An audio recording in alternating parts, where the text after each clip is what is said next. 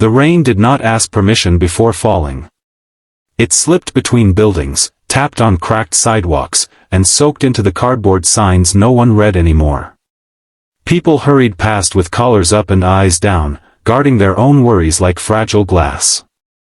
At the edge of the street, beneath a flickering streetlight, a man stood still, as if rooted to the pavement. His shoes were split at the seams. His jacket had once been warm, once been black, once belonged to a better season of life. Now it clung to him like a memory that refused to let go. He adjusted a microphone held together with tape, the wire frayed and temperamental. It crackled, then went quiet. He tapped it once, apologetically, as if the metal itself might be offended. No one was waiting for him. No sign announced his name. There was only the soft hiss of rain and the low hum of traffic breathing in the distance. He closed his eyes. For a moment, the city did not exist. When he sang, the sound did not rush. It arrived gently, like a hand on a shoulder. The first note floated out, uncertain, almost shy, then settled into something rich and steady. It carried warmth that did not belong to the cold night. It carried history. It carried loss. It carried a promise that had survived longer than comfort ever did. A woman slowed her steps without realizing it. A man pretending to check his phone stopped scrolling. A child tugged at her mother's sleeve, whispering something that could not be heard over the rain. The song continued, growing braver, stretching higher, deeper, fuller, as if the air itself was being taught how to feel again. There was no showmanship, no dramatic gestures. He did not sing to impress. He sang because not singing would hurt more. Every note trembled with restraint, with the discipline of someone who had learned to carry pain quietly. The words spoke of home, of light left on in dark rooms, of hands that once held yours and never let go until they had to. Coins lay untouched in a small cup near his feet. He had not asked for them. He never did. Asking had stopped making sense a long time ago. Singing was not a transaction. It was survival. A man in a suit stopped under the streetlight. He frowned, confused, as if the sound had interrupted a schedule he did not remember making. His eyes softened. He did not know why.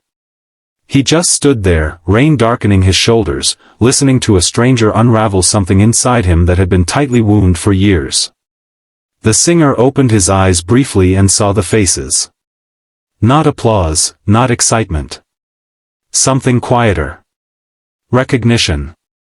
The kind that does not shout but stays. It startled him. He almost faltered, almost broke the note. He looked back down, steadying himself, returning to the place where the song had begun, somewhere far behind the present moment. He remembered another room, smaller, warmer, filled with the smell of cheap coffee and determination. He remembered a woman sitting at a table late at night, counting bills twice, then once more, smiling anyway. He remembered her saying his name like it was a blessing she was proud to give. That memory lived in his voice now, pressed into every breath. A phone camera lifted in the crowd. Then another. No one announced it. No one asked him to look up. They did not want to interrupt whatever fragile miracle was unfolding. The rain blurred the screen, but the sound cut through clean and sharp, reaching places the city had forgotten it still had. A bus rolled past, loud and impatient. The song did not stop. It rose above the noise, not by force, but by honesty. The street seemed to listen. Even the rain softened, or maybe it only felt that way. At the end of the verse, he paused. Just long enough for silence to ache. Just long enough for hearts to lean forward without realizing they were doing it. Then he continued, his voice cracking for the first time, not from weakness, but from truth finally allowed to surface. A tear slid down his cheek. He did not wipe it away. He let it fall, joining the rain, indistinguishable and unashamed. Someone whispered, "Where did he come from?" Another answered quietly, "I don't know." No one said the more important question out loud, how someone like this could exist so close to them, unnoticed, for so long. As the final note faded, it did not disappear. It lingered, echoing between buildings, inside chests, behind eyes that blinked too quickly. For a heartbeat, no one moved. The world seemed unsure how to return to normal after being reminded of something essential. Then a child clapped. One clear, brave sound. Others followed, hesitant at first, then stronger. The applause was not thunderous. It was grateful. It was careful, like people applauding not a performance, but a confession. The man lowered the microphone slowly, as if setting down something sacred. He nodded once, not trusting himself to speak. His hands shook. He had sung on streets like this before, in weather worse than this, to crowds smaller than this. But tonight felt different.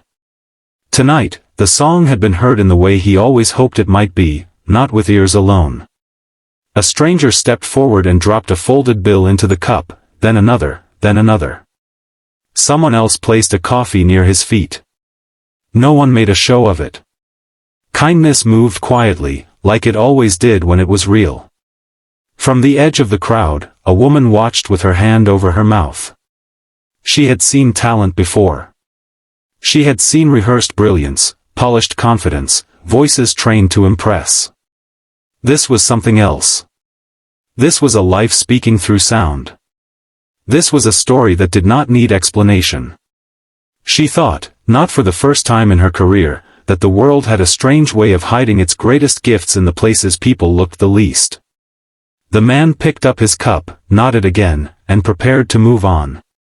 Staying too long felt dangerous. Hope had a way of hurting when it lingered without invitation. He took a step back into the rain, ready to disappear into the same shadows he had emerged from.